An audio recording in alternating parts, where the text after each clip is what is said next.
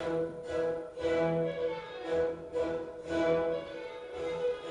historia que quiero vivir. Un viaje al pasado mexicano a la manera de José Manuel Villalpando.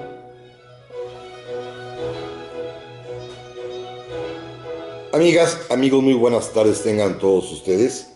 Los saluda con el afecto de siempre José Manuel Villalpando, aquí en un programa más de la historia que quiero vivir, que como ustedes bien saben, y ya lo saben desde hace 3 años y varios meses ya, estamos transmitiendo a través de las frecuencias de Radio Fórmula en el 103.3 de FM, en el 970 de AM, aquí en la capital de la República Mexicana, en algunas partes del país donde los autos no los permiten, también en varias de las ciudades de los Estados Unidos de América, en Puerto Rico, en Canadá, pero en todo el mundo a través de la página de internet www.radioformula.com.mx, desde donde pues hoy en vivo, una vez más, iniciaremos un capítulo más de la historia que quiero vivir. Les recuerdo a todos ustedes, amigas y amigos, el teléfono multilínea 5166-3403, la alada nacional e internacional 01800-800-0103, pero también, y más fácil y más cómodo, está a su disposición el correo electrónico villalpandohistoriador@gmail.com, el Facebook Villalpando y la Historia, y, por supuesto, aquí estaré atendiendo y leyendo y recibiendo y comentando con ustedes sus siempre amables e interesantes comunicaciones, que de veras las agradezco infinitamente. Por ejemplo, déjenme comenzar de una vez para agradecer a todos aquellos amigos que se han tomado la molestia ya de escribirnos, como don Javier Arellano, que nos saluda desde Nueva Orleans una vez más. Ya hace 8 días fue la primera vez que se reportó con nosotros, ahora lo vuelve a hacer y por supuesto desde aquí le mando un afectuoso saludo.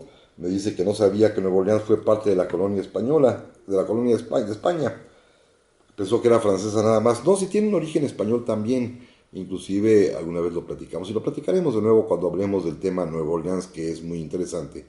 Pues está muy vinculado con la historia de México, particularmente porque en cierto momento de nuestra historia, allá en el último tercio del siglo XVIII, tuvimos un gobernante que provenía justamente de Nueva Orleans. Claro, él era español, don Bernardo de Galvez, pero ocupaba el cargo de capitán general de la Luisiana y después fue promovido a virrey de México. De esto hablaremos en su momento. Muchísimas gracias a don Javier Arellano allá en Nueva Orleans. También le agradezco infinitamente a don José Manuel Mier y Concha Hidalgo, José Manuel Mier y Concha Hidalgo, que me manda un saludo y dice que escuchó con mucha atención los programas anteriores sobre el tema de la vida de Maximiliano, de la familia Maximiliano. Sí, de esto hablé hace algún tiempo, si ustedes recuerdan, amigos, hace unos 6 o 7 meses, y que le parecieron interesantísimos, y que él comentaría que cree que Francisco José, el emperador de Austria, mandó a Carlos de Bombels a cuidar a Carlota en el castillo de Miramar, en represalia por haber dejado a Maximiliano en México. Puede ser, ya llegaremos seguramente a la siguiente sesión, el siguiente capítulo, a este tema, que por otro lado está preparándose para el banquete de relatos del 150 aniversario. Bueno, ya los iniciamos y me permite aquí nuestro amigo José Manuel Mier y Concha Hidalgo aclarar, más bien no aclarar, preparar el terreno de lo que vamos a hacer las siguientes semanas. Miren, probablemente la semana que entra quiera yo, no es que quiera yo, tenga yo que continuar y rematar este tema inicial de la caída del imperio con un tema que espero poderlo hacer, que seguramente será de mucho interés. Si se fijaron en el anuncio que coloqué en el Facebook, puse ahí a 3 parejitas. Estaba, por supuesto, al centro Maximiliano y Carlota, naturalmente de otro lado, del lado izquierdo, a Napoleón III y la emperatriz Eugenia de Francia, y en el extremo derecho está el mariscal Bazaine y su joven esposa mexicana Pepita de la Peña. Bueno, la idea es hoy hablar un poco de estas mujeres, pero seguramente la que ocupa más tiempo y nos llevará más, porque es más dilatada y más interesante y a los mexicanos nos gusta mucho más también, será la historia de Carlota, que tendremos que platicarla con mucha más calma la semana entrante, si es que, si es que no hay algo que se atraviese en el camino, como por ejemplo que me vea en la obligación de comentar algo de lo que diga el presidente de los Estados Unidos de América el próximo viernes 20, con motivo de su toma de posesión, y si hay algo que de veras lo tendré que pensar muy seriamente, que atente, que se refiera, que hable de México y de alguna cuestión histórica, pues tendré que hacer algún tipo de paréntesis, si ustedes me tienen paciencia y me lo permiten, para comentarlo. Pero esto pues está sujeto un poco a lo que sucede el viernes que entra allá en la capital de los Estados Unidos, en la ciudad de Washington. También le agradezco muchísimo a don José Nahum, que me dice, como siempre nos escribe muy amable, que no toma partido en contra o a favor de Maximiliano, pero que ha escuchado en varias ocasiones que se le califica de usurpador, como el mismo calificativo que en su momento se le dio a Isabel la Católica o Isabel I de Inglaterra, quienes finalmente fueron grandes gobernantes, y que si los conservadores hubieran triunfado, pues Juárez no sería benemérito. Tiene usted toda la razón. Recuerde usted, que amigo José Nahum, que la historia no es que la escriban los vencedores, sino que los vencidos pues ya no tienen voz ni voto en el asunto. Y efectivamente, pues Maximiliano fue un usurpador, pero si hubiera triunfado, se hubiese legalizado. Recuerde usted que los hechos regularizan y se legitiman ex post, es decir, después de los sucesos. Depende de quién haya ganado, es el que se va a legitimar. Y en el caso mexicano, pues se legitimó la república, que triunfó, y naturalmente el deslegitimado, pues es el imperio. Por lo tanto, si empezó como una usurpación, terminaría reconocida como usurpación también.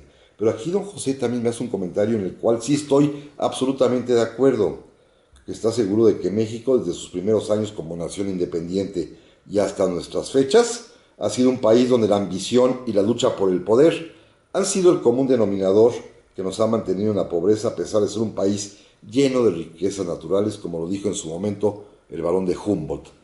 Absolutamente de acuerdo con usted, don José Nahum. Es irrebatible lo que usted me dice. Nuestro amigo don Rolando Orozco desde Puebla me dice que nos está escuchando por internet, que ahí sí importan más los autos en Puebla que el programa de historia. Pues sí, así pasa. Por cierto, hablando de programas de historia, ayer me enteré y vi un pequeño corto de una cosa que me dio verdaderamente náuseas. Afortunadamente lo vi por internet, no sé en qué canal lo transmitan, pero, híjole, amigos, no sé qué pensar ni qué decir de una cosa que le llaman Drunk History, con Ernesto Derbez. Una historia relatada por borrachos y actuada por hombres que están fingiendo o están borrachos. Y nada más vi un pedacito donde por ahí sale Hernán Cortés, otro también Zapata. Mejor le apagué. Le apagué del espanto que me produjo ver eso. Se me hizo francamente abominable. Nunca pensé que la historia pudiese ser también ya objeto de la burla y de la... Se vale divertirse con ella, pero no platicarla por borrachos.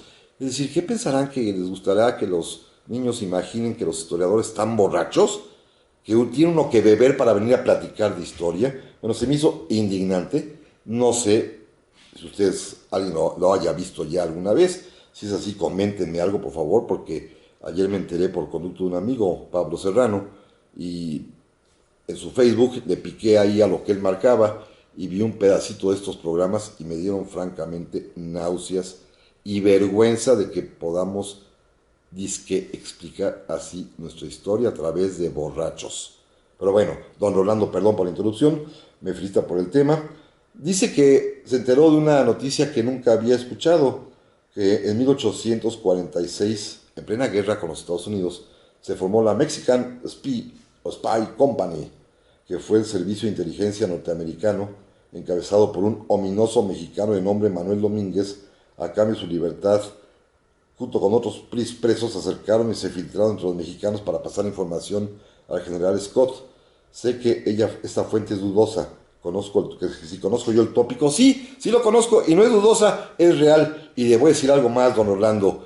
Esta compañía de espías mexicanos que estuvieron al servicio de los Estados Unidos, ¿qué pasa en todos los países? No nos extrañemos de que siempre en cualquier país en guerra hay nacionales de ese territorio que se unen al enemigo. En el caso nuestro fue muy claro, y la fuente la puede usted encontrar en la magnífica obra que se llama La invasión norteamericana, recuerdos de la invasión norteamericana por un joven de entonces, de José María Roa Bárcena, y ahí va a descubrir que la conformación de esta compañía de espías mexicanos fue en Puebla, allá donde usted está, en mero Puebla. También muchísimas gracias a doña Aurora Sánchez, que ya hace rato también nos escribió que estaba a la espera del programa, muy muy amable. Y hay uno un poco más largo que voy a tratar de leer, no creo que me dé tiempo ahorita, sino en el siguiente corte, porque ya se me fue entre los saludos y comentarios todo este primer bloque, pero nos escribió don Víctor Torres Nuevo desde allá en Paragon, California, y diciendo simple y sencillamente que no puede creer que ese país donde él vive ahora vaya a ser dirigido por este loco que se avecina. Así me lo puso textualmente don Víctor Torres Nuevo, a quien le mando un apretado y un fuerte abrazo, porque siempre nos escribe desde allá, desde California, en los Estados Unidos, y dice, bueno, quejándose que Trump dijo que México siempre ha abusado de Estados Unidos, y pobrecitos, hemos abusado de ellos toda la vida. Así que bueno, gracias a nuestro amigo. También nos escribió rápidamente don René Gustavo Quevedo Cedillo, y dice que nos escribe y nos escucha desde Cancún y que no se pierde el programa, lo cual le aprecio enormemente. Bueno, ya cumplí, caramba, tenía muchas comunicaciones, pero ustedes saben que no puedo dejar de pasarlas porque justamente esta comunicación con ustedes es lo que le da vida al programa, porque estamos en comunicación, estamos conversando sobre historia. Y el tema de hoy, pues vamos a empezarlo, vamos a hablar de las mujeres, pero antes vamos a un corte y volvemos enseguida. No te despegues, José Manuel Villalbato trae más para ti.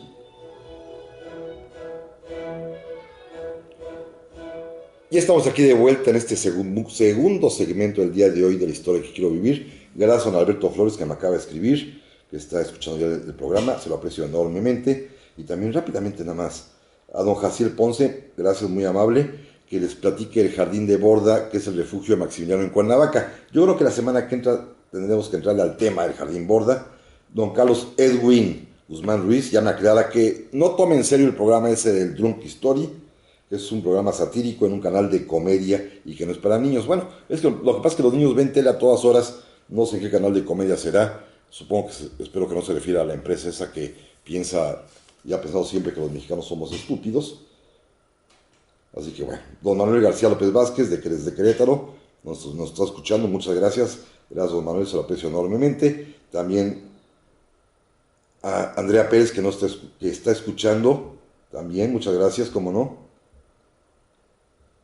Israel de la Cerda, que está llegando a la Ciudad de México de Pachuca, lo está viendo en radio, muchas gracias. Perdón, ya me voy así rapidísimo, pero ya estamos para empezar. Fíjense, amigos, cuando comienzan los problemas económicos del imperio y Maximiliano no puede pagar ni las deudas firmadas en el Tratado de Miramar, ni los empréstitos que después consiguió con algunas bancas comerciales francesas, ni tampoco puede cubrir los bonos Hegel que comentábamos hace 8 días, que Napoleón tenía mucho interés en cobrar porque los había comprado para él y quería que se le pagaran. Pues Napoleón va a comenzar a ponerse inquieto y va a suceder algo muy interesante. El imperio francés comienza a debilitarse y para fortalecer su posición como emperador se permitió dar el lujo de abrir al juego democrático la elección de la Asamblea Francesa y llegaron diputados electos libremente por el pueblo y algunos de ellos comenzaron a hacer oposición al emperador de los franceses. Particularmente uno, se convertiría en una voz crítica, pero muy dura, muy pertinaz, muy tenaz, hacia Napoleón por su aventura en México. No habría sesión en el Palacio Legislativo francés, en donde Napoleón leyese después en los periódicos que este diputado había alzado la voz en defensa de México, en una crítica feroz hacia Francia, en una exigencia de que ya se retirara porque no tenían los franceses nada que hacer del otro lado del Atlántico en México. Y este hombre, al cual México ya le ha agradecido de otra manera, bueno, hasta nombre de calle, una calle muy importante, una avenida importante aquí en la Ciudad de México, le hemos puesto. Se llama Adolfo Thiers.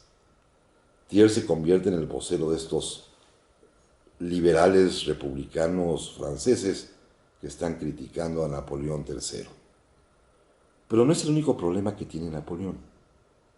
También, por otra parte, lo están hostigando ya el embajador de los Estados Unidos de América, el enviado por el presidente Andrew Johnson, que también exige que se ponga fin a la intervención francesa en México para hacer vigente y hacer valer la doctrina Monroe de América para los americanos. Esto va a ser decisivo para que el imperio mexicano comience a temblar.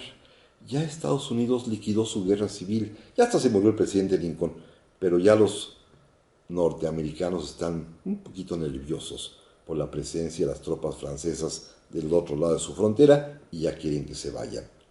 Pero el mayor enemigo, el mayor potencialmente complicado problema y muy complejo que Napoleón podía enfrentar era la amenaza de un reino vecino, pequeñito todavía, pero que era la cabeza de una confederación de estados germánicos. Me refiero a Prusia, que está comenzando a surgir como una gran potencia militar y territorial y de dominio en Europa, y que desea, para poder consolidarse como cabeza de esa confederación germánica, recuperar un par de provincias en las orillas del río Rin, que son Alsacia y Lorena, que le interesan a los germanos, porque allí hay población germanohablante que, aunque vive en Francia, son en realidad de origen alemán. Y Prusia, a través de su gobernante, el famoso canciller Otto von Bismarck, está ya también amenazando, y por lo tanto Napoleón requiere todas sus tropas en su propio territorio francés para poder defenderse en dado caso. Bueno, ese es el escenario político. Pero en toda esta trama juegan un papel muy importante tres mujeres. Vamos a comenzar por la que es un poquito más simple y más sencilla de explicar. Pepita de la Peña, Josefa de la Peña y Azcárate, que es la chica mexicana de la cual se enamora el mariscal Bazaine, una muchacha de una familia, hoy diríamos de abolengo, linajuda, importante, de, pues, recursos, de fama y prestigio social. Pertenecía, y su abuelo era un antiguo miembro del Ayuntamiento de la Ciudad de México en 1808 y después de los firmantes del Acta de Independencia en 1821. Su padre era un antiguo presidente de la República, don Manuel de la Peña y Peña. Uno de sus tíos, don Manuel Gómez Pedraza, también había sido presidente de este país. Y andando el tiempo, por ejemplo, una de sus sobrinas es la famosa Rosario de la Peña, aquella mujer que fue musa del gran poeta Manuel Acuña. Rosario de la Peña, ¿se acuerdan de ella? La que inspiró el Nocturno a Rosario. Bueno, esto es la familia de la Peña de la cual, o a la cual pertenece Pepita. En un baile, una vez que ya está en México y que se ha enterado de que ha quedado viudo porque su esposa ha muerto en París, en un baile el mariscal Bazaine, mientras observaba cómo las diversas muchachas mexicanas bailaban con los oficiales franceses, se fijó en una de ellas y le pareció muy bonita y muy interesante, muy atractiva y muy guapa, y pidió a unos ayudantes que investigara, y el ayudante le fue a informar que se trataba de Pepita de la Peña. También le dio referencia de la posición social que su familia ocupaba y, obviamente, también le dijo que era soltera, que era lo más importante. Bueno, el mariscal Bazaine se enamoró como un escuincle, comenzó a buscarla por todas partes, a frecuentar su casa, su calle, a asomarse por ahí por donde ella podía pasar, haciendo cosas inclusive como si fuese un muchachito hoy de corta edad, porque así como hoy los chavos que andan en moto se paran en la calle de su novia y arrancan la moto y la levantan como si fuera, no sé, haciendo ahí peripecia y media y la frenan y bueno, lo mismo hacía el mariscal Bazaine, pero con su caballo, caracoleándolo, como se dice, paseando, luciendo sus habilidades ecuestres como un gran jinete y tratando de mostrar, pues una especie de atractivo varonil a esta muchacha mexicana, que fíjense amigos, lo más interesante es que ella efectivamente se enamoró de él. No podemos pensar que haya sido un amor solamente por vil interés. No, no, el amor es tan profundo que lo van a demostrar toda la vida. Efectivamente, ella se enamora del mariscal Bazaine cuando él es el hombre más poderoso de México, ya lo platicábamos hace 8 días, pero además también ella es una muchacha muy bonita, no es particularmente bella, pero es una muchacha bien, que de pronto queda cautivada por el mariscal. Las murmuraciones entre las amigas y las damas de por ahí, las señoras mexicanas siempre tan dadas al chisme, les impusieron una especie de apodo a los dos. Decían que eran Mayo unido a Diciembre, porque ella pues era una jovencilla de 20 años y el mariscal andaba por los 50. Entonces, bueno, pues querían hacer una especie de juego de palabras simpática para casi la primavera andaba con el invierno, más o menos lo que querían dar a entender estas buenas señoras, pero sin comprender que el amor era verdaderamente auténtico, real, absoluto, y se casaron. Y Maximiliano y Carlota fueron sus padrinos de boda, y además les dieron un obsequio verdaderamente principesco, el que hoy conocemos como Palacio de la Mariscala, que está aquí, o Palacio de Buenavista también en la Ciudad de México, donde hay una extensión del Museo Nacional de Arte. Está exactamente sobre la Avenida Hidalgo, en la colonia Guerrero, un lugar, un palacete verdaderamente bello que Maximiliano y Carlota les obsequiaron a Aquiles Bazaine y a su esposa Pepita de la Peña. Algo curioso, a partir de ese momento Pepita va a abandonar su nombre y su apellido y lo va a cambiar por un par de palabras en francés, Le Maréchal Bazaine, la Mariscala Bazaine. Decidió dejarlo todo por su marido. Se enamoró de él, le dará después 3 hijos y, como comentaremos ya en el siguiente bloque, lo va a seguir hasta la muerte. Porque es una mujer profundamente enamorada de su marido. Tiene una virtud, no se mete en política, no interviene en nada en las decisiones de su marido, que ya vimos que era verdaderamente salvaje y cruel, pero tampoco, por ejemplo, frecuenta ni es amiga de Carlota, simple y sencillamente como que cada una vive en su mundo, Carlota en el mundo irreal de los sueños allá en Chapultepec o en Palacio Imperial, mientras que la mariscala con el poder real, el día de veras, ella es la señora de la casa del mariscal, ella es la que verdaderamente mandaría en caso necesario y no tiene necesidad siquiera de frecuentar ni ir a platicar con Carlota, porque cada quien se siente la gran dama y hay una que sí lo es, Pepita. Volvemos enseguida. Y estamos aquí de vuelta en este tercer bloque del día de hoy de la historia que quiero vivir.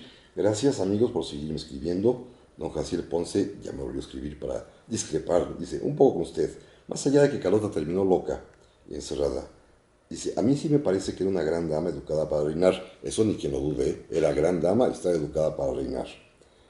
O más bien dicho, para gobernar por su padre, el rey de los belgas. Eso, de acuerdísimo, estaba educada para eso. En México las decisiones importantes las tomaba ella, mientras Max cazaba mariposas. Entre comillas, sí tomó alguna que otra decisión importante. No recuerdo cuál, así a primera vista, se lo confieso. La única importante que tomó fue ordenarle a Maximiliano, como lo veremos la semana que entra, que se quedara en México mientras se lleve a pedir ayuda y dinero prestado a Napoleón y al Papa. La otra decisión importante que tomó antes de venir a México fue obligar a Maximiliano a venir. En realidad, en ese matrimonio quien mandaba era ella. Y ella mandaba, pero solo hubo un hombre que no tenía poder, entonces imagínense. Afortunadamente Pepita de la Peña, como decía yo, no se metió en política, porque el que realmente mandaba en México es su marido, el mariscal Bazaine. La prueba mayor es esta.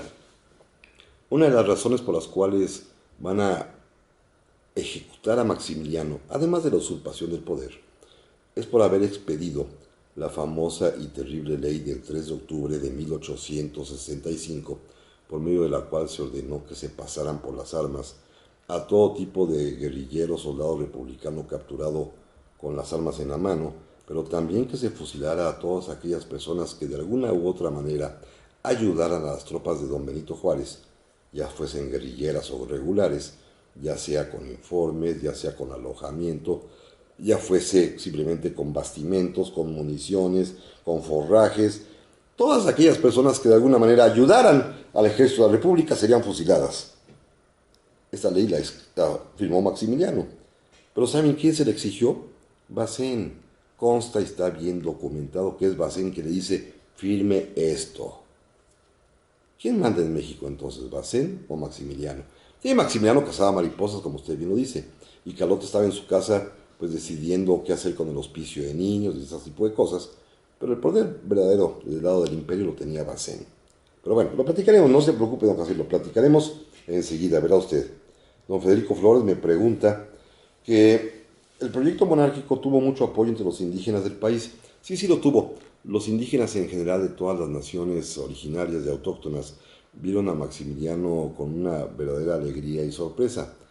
Consta en todas las fuentes y reseñas como a su llegada de veras creían que era algo así como el retorno de Quetzalcóatl. Estaban encantados con él. Le hicieron hasta caminos de flores. Se mostraron muy, muy leales siempre. Inclusive hay un cuadro hermosísimo que está, si mal no recuerdo, en el Palacio de Miramar, en donde la nación Kikapú fueron a visitar a Maximiliano allá a Chapultepec y le llevaron el bastón de mando. Es decir, sí había un gran entusiasmo por ellos. Y me dice, que también en Sonora los ayudaron a los yaquis, ayudaron a los franceses. Sí, seguramente sí. Que sí, esta postura puede ser una de las razones por las que después Juárez y Díaz se ensañaron con ellos para quitarles sus tierras. No, no tiene nada que ver. Quitar las tierras a las comunidades indígenas es un asunto previo de las leyes de reforma, antes de que llegara Maximiliano, en el cual primero se desamortizan todas las propiedades de las corporaciones y los pueblos indios son una corporación, así que había que quitarle la tierra porque eran enemigos del atraso, eran enemigos de la modernización económica y sinónimo del atraso los indígenas. Ismael Mendoza me dice felicidades, muchas gracias, y un último mensaje que gracias a que me escriben el día de hoy, y me dicen, el programa que se menciona, el que hablé de History, Drunk History, de verdad es un asco. Qué pena que propongan que se conozca la historia de manera tan vulgar. Muchísimas gracias. Amigos, muchas gracias por tanto comentario. Vamos a continuar rápidamente. Pepita, decía yo, estaba enamorada de su marido, tanto que hasta abandonó su propio nombre para convertirse en la mariscala Bazán. Andando los años, cuando Bazán debe salir ya de México, obviamente Pepita se va con él, lleva consigo inclusive a su primer hijo, que será apadrinado por Maximiliano. Se van a Francia, en donde Bazán, por alguna razón que yo desconozco la verdad, pero sin tener gran amistad con Napoleón III, el emperador de Francia, le tiene gran afecto y aprecio, y lo coloca al mando del ejército más importante de Francia contra los prusianos. Bueno, pero mientras tanto, su segundo hijo es bautizado, es decir, tiene como padrinos a Napoleón y a Eugenia. Y después, cuando Bazán pierde la guerra, porque se rinde sin combatir en la ciudad de Metz, rinde a un ejército de 180,000 soldados frente a los prusianos y no da un solo tiro, es puesto en prisión, va a ser enjuiciado, acusado por supuesto de traición y de no haber cumplido con su deber militar más importante, que era defender a su propia patria. Inclusive algún oficial le espetó en su cara, debisteis haber aprendido a los mexicanos. Y fue condenado primero a pena de muerte y después a cadena perpetua y remitido a la isla de Santa Margarita en una prisión sórdida, así a la orilla del mar, en un castillo, en una torre muy alta. Y Pepita decidió mudarse y vivir cerca de él. Bueno, Pepita va inclusive a preparar y organizar la conspiración para que su marido se fugue de la cárcel. Es ella en sus visitas quien le lleva, por ejemplo, las limas para que vaya limando los barrotes. Ella, con el pretexto de cambiarle frecuentemente la ropa de cama, le lleva sábanas y sábanas y sábanas para que con ellas vaya enlazándolas y hacer una gran, ¿cómo le podría llamar? Un gran mecate, una liana gigantesca de sábanas. Es ella además quien fleta un pequeño barco que una noche que tienen ya concordada se acerca a la playa, a la orilla de la torre donde está preso su marido, mientras él finalmente tira los barrotes, se descuelga a través de las sábanas, llega hasta la playa y a quien encuentra a su esposa que ha ido a rescatarlo. Es ella además quien lo lleva, gracias a su pequeña fortuna o gran fortuna, a vivir a Madrid, a España, Allí tendrán a su tercer hijo, que va a ser bautizado esta vez por el rey Alfonso de España, por Alfonso XII. O sea, sus tres hijos son bautizados, son ahijados de monarcas, imagínense nada más. Y es ella quien, a la muerte de Bazén, regresa a México para tratar de rescatar algo de la fortuna familiar que le fue confiscada por el gobierno del presidente Juárez por ser colaboradores de la invasión y de la usurpación, bien merecido eso sí, ni modo, se lo tenían por andar en eso, y a su muerte, y esto es algo muy curioso, fue sepultada en la tumba, en la cripta familiar de los Gómez Pedraza y de la Peña y Peña, que está actualmente, bueno, siempre ha estado ahí, en el Panteón Francés de la Piedad aquí en la Ciudad de México.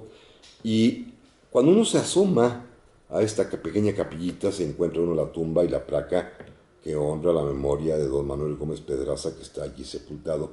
Y hay otras personas de la familia, pero en un rincón está la pequeña placa que dice simplemente 3 palabras y en francés, indicando que ahí están los restos de Le Maréchal Bazén, la mariscala Bazén. Perpetuó el nombre de su marido hasta la eternidad. No es Pepita Peña, es la mariscala Bazén. Es una mujer pues importantísima en la historia del imperio. La otra mujer que tiene mucho que ver, pero muchísimo que ver, es Eugenia. Si ustedes me hacen y me conceden el honor de mirar la fotografía que puse ahí en el Facebook anunciando el programa, pues están las 3 parejas, decía yo Maximiliano Carota al centro, a la derecha está Bazén y Pepita, para que vean qué jovencita era. Era casi una niña, una pequeña muchachita de 20 años de edad, casada con este hombre rudo y tosco, el mariscal de Francia, y del lado izquierdo Napoleón y Eugenia, que es otra historia fabulosa. Eugenia es española, se llama Eugenia de Montijo, es hermana menor de una señora que se llama Paca Francisca de Montijo, que es además la heredera del Ducado de Alba, o Cayetana de Montijo también, Ducado de Alba. Su mamá, la señora Condesa de Montijo, también, una señora viuda, que tiene un amante mexicano. Se llama José Manuel Hidalgo y es Naorrízar. Como la señora es viuda y tiene su amante, pues este amante, que es más jovencito que ella, por supuesto, pasa como una especie de hermanito o hermano sustituto, hermano adoptivo para las 2 hermanitas Montijo. O sea, se llevan muy bien, pero bueno, el caso está que un día van a París, en los días en que gobierna Francia un hombre que se llama Luis Napoleón Bonaparte, todavía con el título de príncipe presidente. Está en ese tiempo en el cual Napoleón ya está a punto de convertirse en emperador, y lo será gracias al plebiscito en el cual el pueblo francés votó en su gran mayoría por volver a constituir un imperio, como si fuese 50 años atrás el de su tío el gran Napoleón Bonaparte. Y en eso, también en un baile, justamente en la sociedad parisina tan dado los saraos y a los eventos sociales donde las damas y los caballeros pues se impresionaban mutuamente. Imagino que las damas con grandes escotes y los caballeros con los ojos saltones. Y en ese momento, en uno de estos bailes, Napoleón quedó prendado de Eugenia. Y claro, Napoleón era un don Juan a la cual pues nadie se resistía y tenía fama de ser un mujeriego espantoso, pero Eugenia le resultó ser dificilita. Se hacía del rogar, no daba su brazo a torcer, no cedía, y tanta era la insistencia de Napoleón por llevarse a la señorita de Montijo, que Eugenia le contestó un día: miren, señor presidente, el camino a mi recámara pasa por el altar. Y con estas palabras, Napoleón tuvo que casarse con ella. Volvemos enseguida. Ya estamos aquí de vuelta para este último segmento del día de hoy de La Historia que Quiero Vivir. Gracias por sus muchos, abundantes comentarios que aprecio enormemente, como don Fernando Paulín Abedillo, que me está saludando desde Morelia, Michoacán, y que está ya atento con su familia escuchando el programa. Muchísimas gracias. Doña Evangelina Amaya, que está escuchándonos, que es parte de su tarde tomando un cafecito, pues qué bueno, muchas gracias. Alma Yanira Medrano Ambriz, que nos está escuchando desde Cuernavaca, que es un placer, muchas gracias. Igualmente, don Ramiro Padilla Trujillo, que nos está escuchando desde Ciudad Obregón, Sonora. Se los agradezco infinitamente. Omar Reyes Palacios, que nada más me saluda, muchas gracias. Tere Torner dice, programaza, maestro Villalpando, inmejorable compañía para esta tarde de sábado. Pues gracias, la compañera de ustedes, en realidad, que me hagan el honor y me concedan el favor de su presencia y atención. Eso es justamente para mí, verdaderamente, lo más importante. Muchísimas gracias, los agradezco infinitamente. Bueno, vamos hacia el final, porque si no, no acabo nunca ese tema. Eugenia finalmente, pues, consigue que Napoleón pida su mano, casarse con ella, y como simultáneamente él se está convirtiendo en emperador de Francia, pues Eugenia también se va a convertir en emperatriz de los franceses. Así que de un brinco llegó de ser simplemente una condesita española a ser emperatriz de Francia.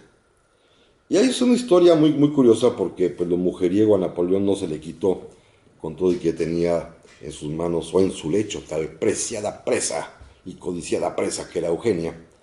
Y el muy cínico, confesaba después a sus amigos, y Eugenia lo sabía, decía Napoleón, a Eugenia solo le fui fiel 6 meses. Ya después volvió a las andadas, y entonces Eugenia pues entró en una profunda, hoy diríamos depresión, antes decían tristeza, hoy es depre, estaba en la depre total.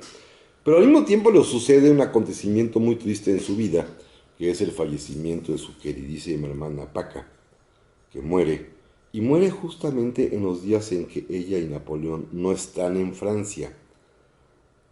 Han ido al norte de África, a Egipto, porque, amigos, Napoleón III, que independientemente de sus defectos personales era un gobernante con una gran visión, es el quien promueve la construcción del Canal de Suez, esta vía marítima importantísima para unir el mar Mediterráneo con el Golfo de Arabia y que permite, por supuesto, hasta hoy en día la comunicación entre los diversos continentes y sobre todo el tráfico de flujo comercial y petrolero, que es fundamental en nuestros días.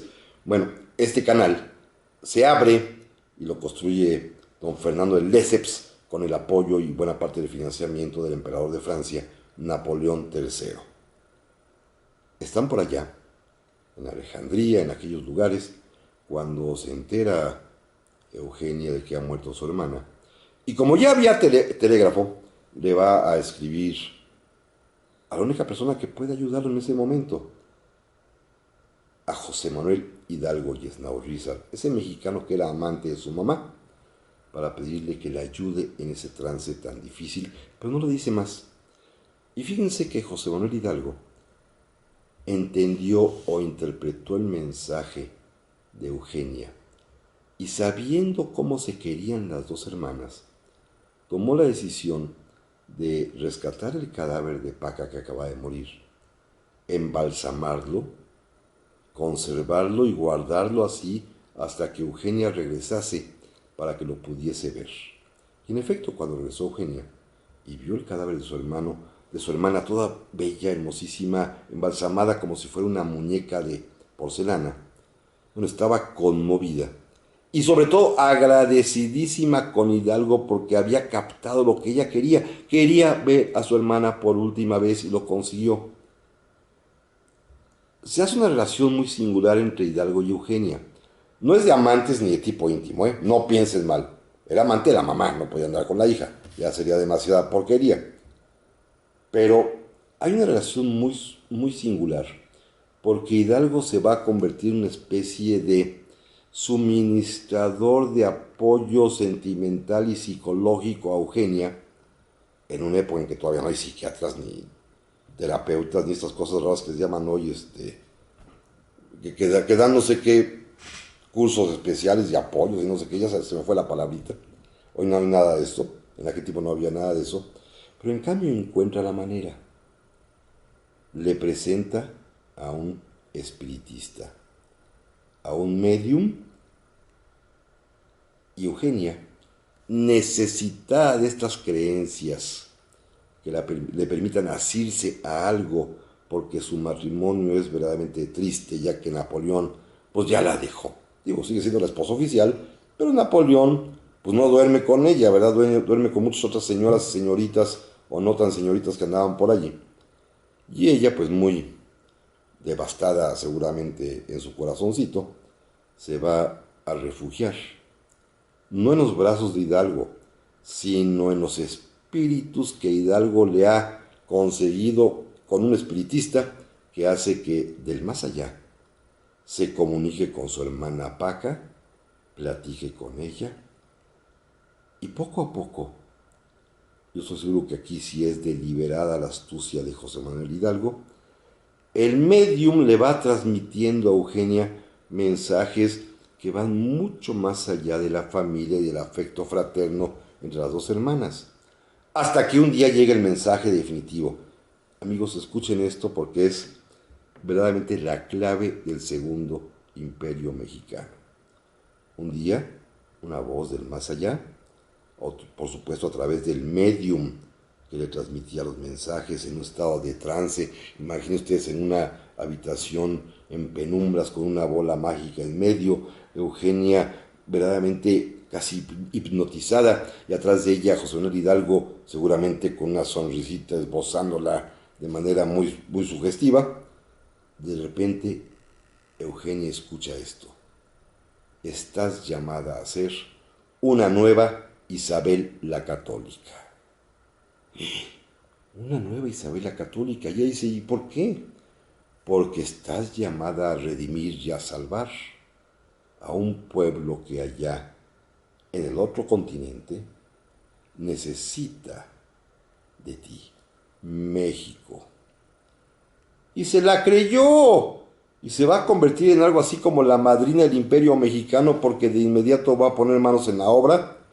Y por supuesto, José Manuel Hidalgo, que tiene otra historia, y es un antiguo conservador que estaba al servicio de Miramón en el Servicio Exterior Mexicano y que se quedó allá, y que es un monárquico consumado, conservador por completo, pues él le va a poner a tanto de cómo sufre México por las desgracias que nos han sobrevenido desde la independencia, la invasión de los Estados Unidos, las luchas fratricidas entre liberales y conservadores, lo malvado que es Juárez. Bueno, todo esto, Eugenia le dice, mejor díselo a mi esposo.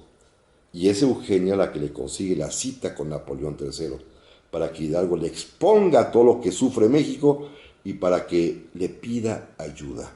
Y Napoleón todavía duda un poco, pero Eugenia insiste, hasta que poco a poco las condiciones se van dando.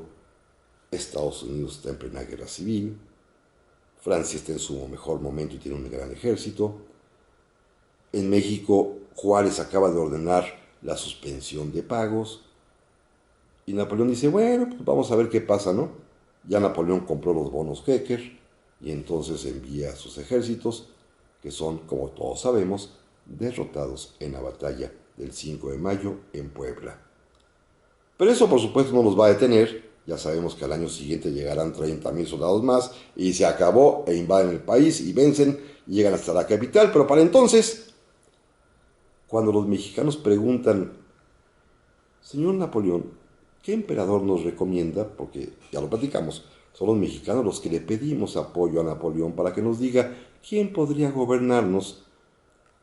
Cuando se está debatiendo el tema en alguna recámara en el Palacio de las Tullerías, en alguna sala, está Napoleón, Eugenia e Hidalgo, y dice Napoleón, ¿a quién podremos recomendar? Pues la sugerencia sale de la boca de Eugenia. Pues a Maximiliano, el de Austria, el segundo hermano del emperador Francisco José.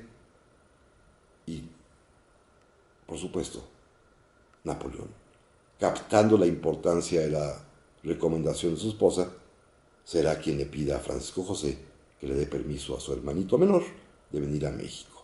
Es Eugenia, pues, quizás el elemento, el motor decisivo para poder gestar el imperio mexicano, y son las mujeres las que están envueltas en este gran dilema, asusando a sus maridos para que hagan o no hagan cosas. La tercera dama de este terceto es Carlota. Carlota, que merece, amigos, un programa especial que lo dedicaremos la semana que entra. Hoy ya no me da tiempo de avanzar en ella, pero es finalmente, digamos, la estelar de esta trama y es la que finalmente será más desgraciada de todas, o a lo mejor no, porque quizás no se dio cuenta de su desgracia porque al quedar loca a los 27 años de edad, pues difícilmente ya pudo percatarse de lo que había a su alrededor y de la tragedia que le tocó vivir. O fue la tragedia la que lo enloqueció. De esto vamos a platicarlo con mucha calma la semana que entra, porque es una historia de estas, como decía yo hace 8 días al despedirnos, que a los mexicanos gusta mucho porque quizás la propia intrascendencia del imperio, pero sobre todo su legado romántico, curioso, de legalidad, de la lucha en contra del presidente Juárez, del triunfo de este contra la derrota del güerito, en fin, todo esto nos ha dado hasta motivo de telenovelas y de obras de teatro que se repiten, y no se diga libros y tampoco de programas de televisión o de radio como este, que siempre hablo de este tema. Amigas y amigos, muchísimas gracias por su atención. Aquí nos escuchamos, si Dios lo permite, la semana que entra. Se los agradezco infinitamente sus mensajes, pero sobre todo su presencia ya del otro lado del aparato. Gracias a Daniela García, mi productora, a don Raúl Cruz en los controles, y a todos ustedes, de veras, que tengan una gran semana. Hasta pronto. Estás escuchando Grupo Fórmula.